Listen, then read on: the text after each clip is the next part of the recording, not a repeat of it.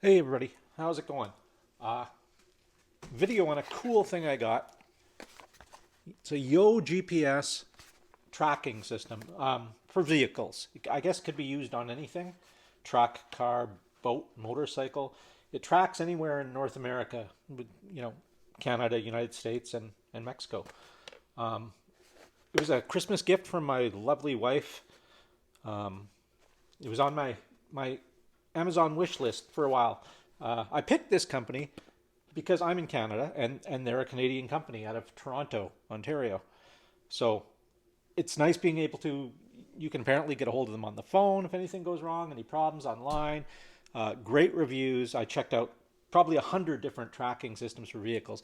Those 5 or 6 of you that regularly watch my videos know that my wife's car got stolen a month ago, a little over a month ago, and it really sucked.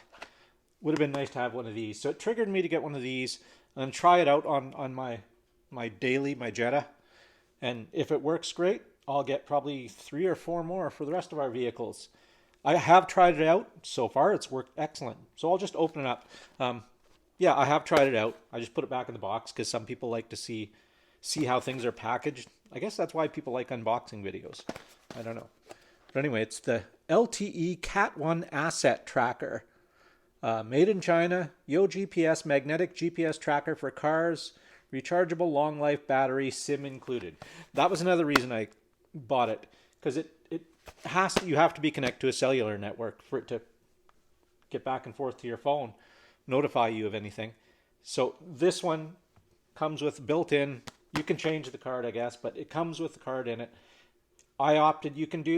There's a monthly fee you pay, or you can pay every 3 months or yearly. I did yearly. It works out to about $120 for a year of monitoring, connected to the cellular network.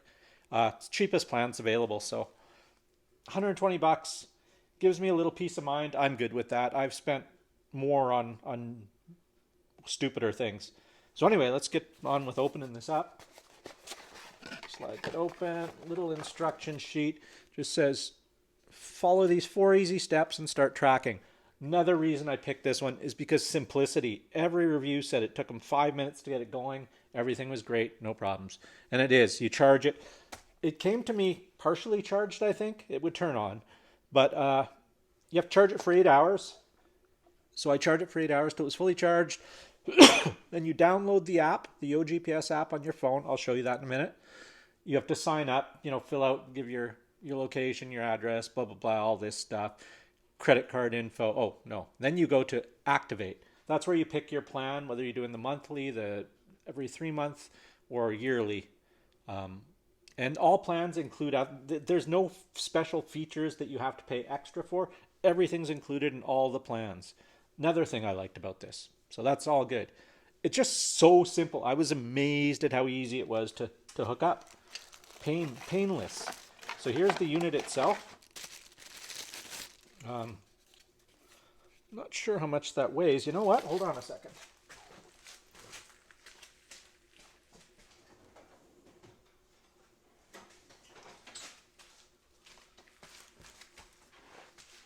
Let's see if my scale here still works, or the battery's dead. Oh, holy moly, it's good. All right, turn it on.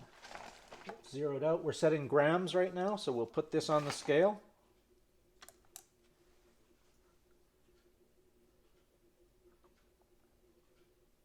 $574 grams. So yeah, I don't know. What do we got in units? 20 ounces. I don't know what that is.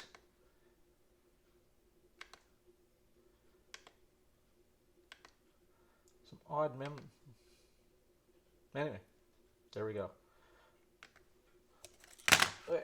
Yeah, it is magnetic. Another cool little feature is, you guys see this little button here? It lets you know if it's been tampered with. Say you got it stuck somewhere. So when it's stuck to something magnetic, this goes on there and it pushes the button in. So if anybody lifts this or it falls off, you'll get a notification. It's called the tamper button or something like that. So yeah, that's a great feature. It wasn't even something I really noticed before buying it, but I thought that's pretty awesome. That's little thoughts into little details like that usually indicate they've done the big stuff right. So there's that. Where's the end? So in the end, there's your battery meter. Let's open that up. That's your charge port. And this button tells me I'm 4 bars, but the app will also tell you how strong the battery is. And if you hold that, it turns off. And then again, hold it on for a while to turn it back on. So that's it. That'll go off on its own. It comes with, underneath the first part of the box, user manual. It's fairly simple, easy to follow. Charging cord and the power block to plug the charging cord into. That was nice. A lot of them don't come with that stuff. So apparently you're probably wondering how long the battery lasts. The average people are saying 3 weeks to a month is average. I'm good with that. If I have to charge it every 2 weeks, I'm fine. I'll pop it out. And the reason I'm okay with that is because it does have a meter on the phone. You don't have to check this all the time. You can just check your phone and see what the power is at. It really depends on how much it's moving, how much you're using it. If the car is moving, it consumes more power because it has to send out a signal. When it goes dormant, when your car is not moving, it goes into kind of like a dormant mode where it's not consuming as much power. So the more you move, the more power it consumes.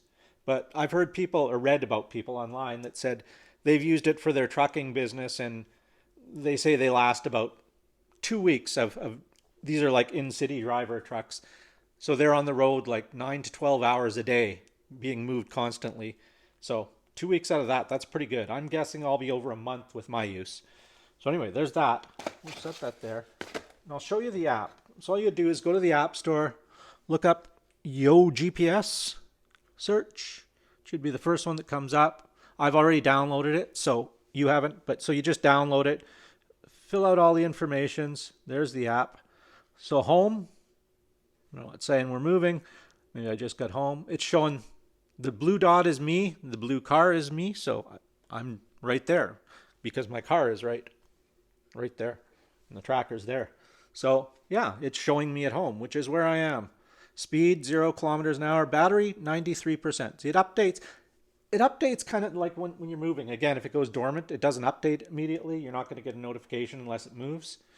So yeah, it does that. It tells you car, speed, battery percentage, how long ago this was updated. From there, you can go to playback.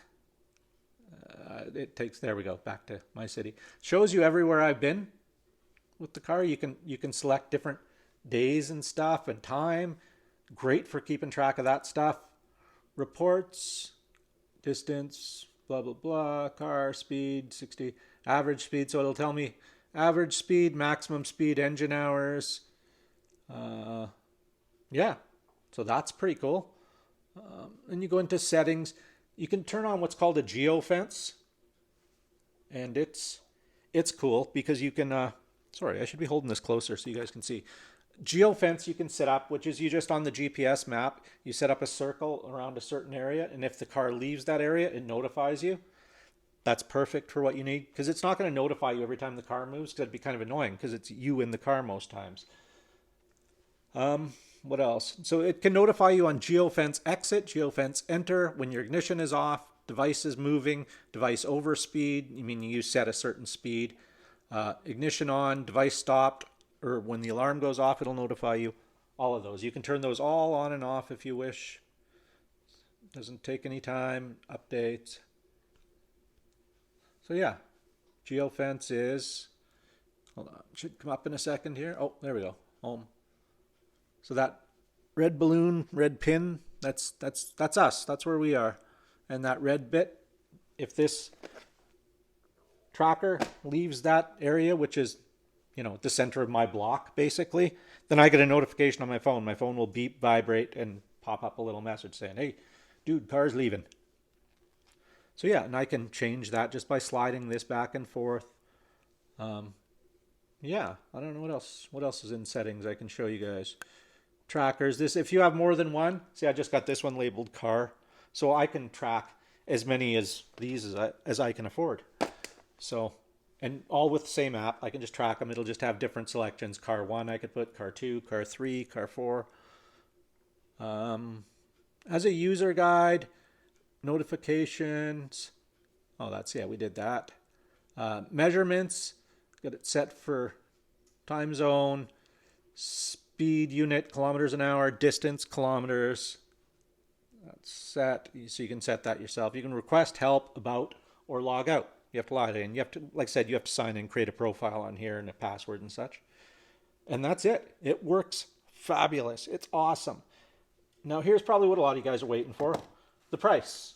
You're thinking, Bruce, you handsome devil, you. How much did that cost? It must be super expensive. It's not. $50. $50. And again, $120 a year. That's pretty good. That's a bargain for the peace of mind it gives me. Our car, oddly enough, our car that was stolen, my wife's car, was missing for a month, and then the insurance paid us out, and we bought another car, a newer Honda. And about 2 days after we bought the new car, we got a call from the police saying they found her car. Here's the kicker. It was parked about 5 minutes away from our house, in front of somebody else's house, covered in snow, blocking a driveway. It could have sat there longer if these people didn't get home and discovered this car was blocking their driveway. It's not an area I would have driven, even if I was looking for it in my area, which I did a little bit, I wouldn't have gone there. It was like down a residential street into a cul-de-sac and all that stuff. So I wouldn't have thought it went there. But that's where it was, and it sat there for who knows how long.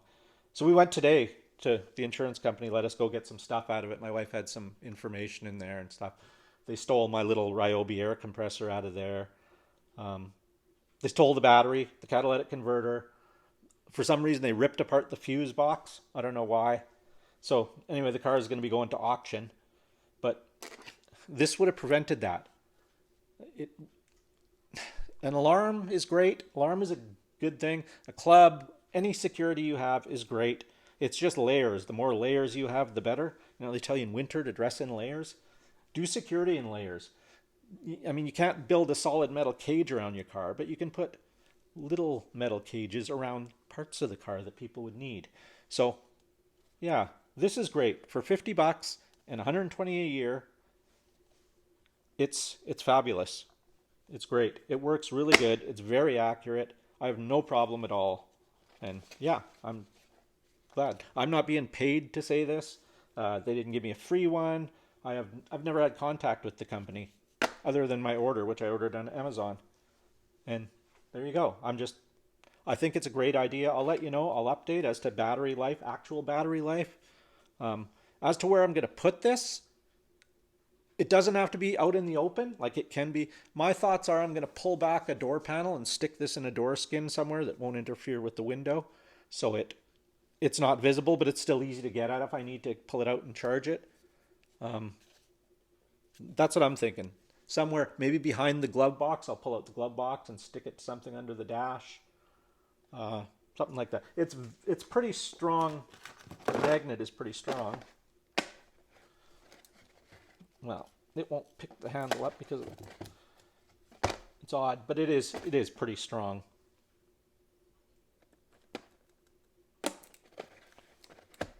It's not gonna. I wouldn't place it anywhere vertical like this. You know, where you hit a bump and it's apt to slide off. I don't think I'd be too hesitant to put it hanging from somewhere like that. But I think best if you're gonna do it vertical, do it somewhere where if it falls, it's not gonna go anywhere. So that's why I was thinking inside a door panel or behind some panel in the back, maybe in the trunk.